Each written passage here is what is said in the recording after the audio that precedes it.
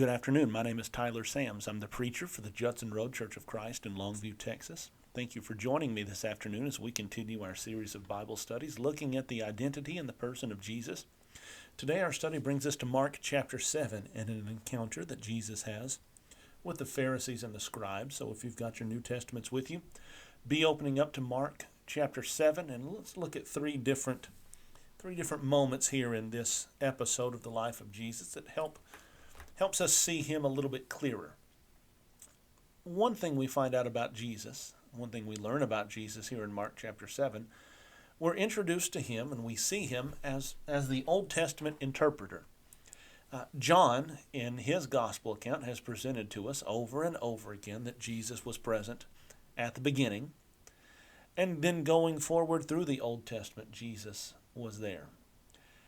And so who better is it to explain the law of Moses than the one who was there at its giving?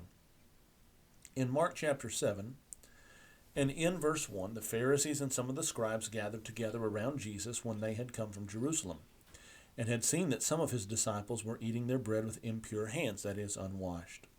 For the Pharisees and all the Jews do not eat unless they carefully wash their hands, thus observing the traditions of the elders. And when they come from the marketplace, they do not eat unless they cleanse themselves. And there are many other things which they have received in order to observe, such as the washing of cups and pitchers and copper pots. The Pharisees and scribes asked Jesus, "Why do your disciples not walk according to the tradition of the elders, but eat their bread with impure hands?" And Jesus said to them, "Rightly did Isaiah prophesy of you, hypocrites, as it is written, 'This people honors me with their lips, but their heart is far from me.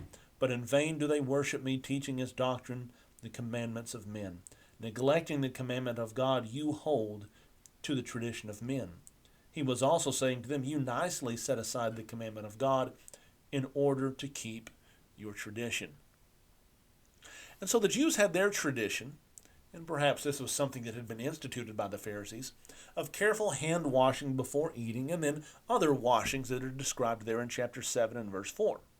And while hand washing in and of itself was not sinful, this was not an ordinance of the law of Moses that was to be enforced as though it was a commandment of God. But that's just exactly how the Pharisees were treating things. And so they come to Jesus asking him, but the implication here is that they are accusing the disciples of Jesus of violating tradition, in their minds a commandment of God, by eating with unwashed hands. There were other traditions. You're going to see Jesus reference this law of Corban in chapter 7 and verse 11. Moses said in verse 10, "Honor your father and mother, and he who speaks evil of father or mother, let him be put to death." Jesus said, "But you say, if a man says to his father or mother, 'Anything of mine you might have been helped by is Corban,' that is to say, given to God, you no longer permit him to do anything for his mother or his father, thus invalidating the word of God by your tradition which you have handed down, and you do many such things like this." So the Jews had their tradition of the law of Corban, but Jesus is going to identify the faults of this ideology. What we see with Jesus here is somebody who is a masterful interpreter and skilled user of the law of Moses. He understands what the principle was. He makes right application of it, and he is able to expose those moments when people are using the law of Moses incorrectly. In verse 6, you notice Jesus giving a quote from Isaiah, "This people honors me with their lips, but their heart is far from me. And in vain do they worship me, teaching as doctrines the precepts of men." That's a quotation from Isaiah chapter 29. In Isaiah chapter 29, the prophet Isaiah is prophesying against the nation of Judah and the city of Jerusalem. That city and that nation was going to be judged eventually by the Babylonians. But in the midst of bringing this rebuke against the city historically here in Isaiah 29, in verse 13, "Therefore the Lord said, Inasmuch as these people draw near with their mouths and honor me with their lips, but have removed their hearts far from me, and their fear toward me is taught by the commandment of men, therefore," verse 14, "Behold, I will again do a marvelous work and a wonder among this people, a marvelous work and a wonder. For the wisdom of their wise men shall perish, and the understanding of their prudent men shall be hidden." And of course, if you take up the greater context there, Isaiah is talking about the judgment that would come upon the nation by the Babylonians. But here is Jesus taking that principle and applying it here in Mark chapter 7. He's not saying that Isaiah was prophesying about the Jews of Jesus' day, but he is saying Isaiah was prophesying about a heart condition that was present in Isaiah's day and was still present in Jesus' day. Here is Jesus rightly interpreting the Old Testament, and in his proper interpretation of the law of Moses in the Old Testament, he's able to bring about this conclusion that obedience is more important and more desirable than tradition. The Pharisees had accused his disciples of eating with unwashed hands, but Jesus rejects that accusation because there was no law regarding the washing of hands. The Pharisees were simply incorrect on that. And so the Pharisees, in accusing the disciples of sin, which was not one of the commandments of God, had elevated their traditions above the commandment of God. And so that's the problem, and that's what Jesus identifies as the problem. Verse 8, neglecting the commandment of God, you hold to the tradition of men. You turn away from God's commandments, you turn away from God's revelation, but rather you set up your own rules and laws as though they are the commandment of God. Your tradition has become in violation of the law of God. Now, Jesus is not saying tradition in any shape or form is wrong, but what Jesus is saying is that obedience to God must be in the forefront of our lives and our hearts. And so Jesus applies the attitude confronted by Isaiah to the present moment. This people honors me with their lips, but their heart is far from me. In vain do they worship me, teaching his doctrine, the commandments of men.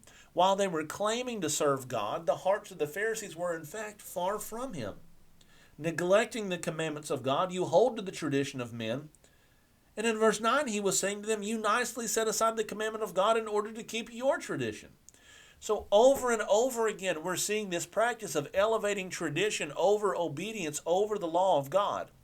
And time after time, Jesus is addressing it here in Mark chapter 7. And perhaps that's one other thing we take away from our understanding of Jesus here in Mark chapter 7 is Jesus is somebody who's going to confront hypocrisy and is going to insist that hypocrisy be addressed. To demonstrate the inconsistency of the Pharisees, Jesus points to the lack of support that they offered for parents. Going back into the law of Moses, going back even into the Ten Commandments, one of those commandments was to honor father and mother. And as you read Jesus' words here in verses 10 and 11, you come away with the definite conclusion that part of honoring father and mother included caring for father and mother in their old age. But the Pharisees had concocted this sort of plan called Corban, to avoid supporting the parents in their old age and to allow their children to selfishly keep their own money. Verse 11, but you say, if a man says to his father or his mother, anything of mine you might have been helped by is Corban, that is to say, a gift to God, you no longer permit him to do anything for his father or mother. The Pharisees not only had elevated their tradition above the commandment of God, but now we see their behavior being exposed as wholly inconsistent with God's will. They are playing the role of a hypocrite.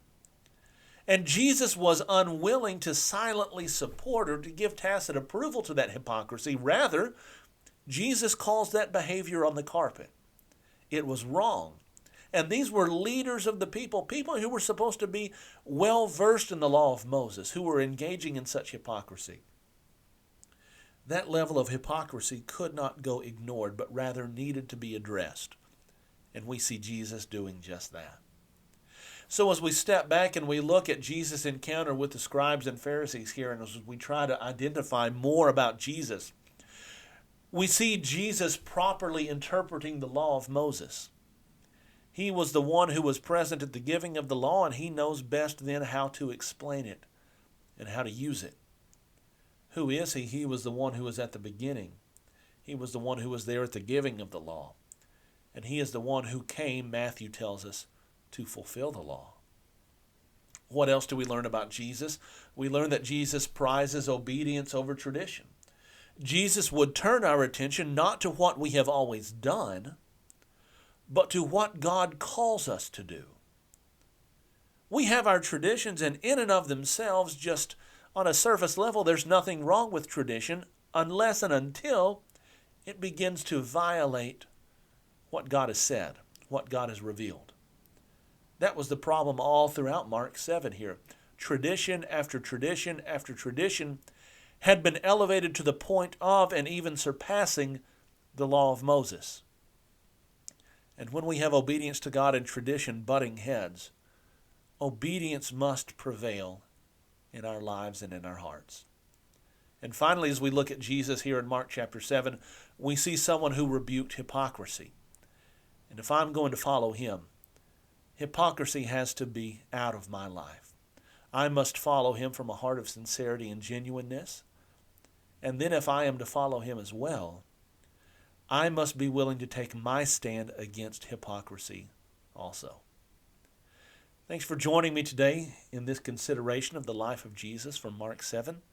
I hope you have a fantastic rest of your week, and I look forward to being back with you on Wednesday evening. Have a good afternoon.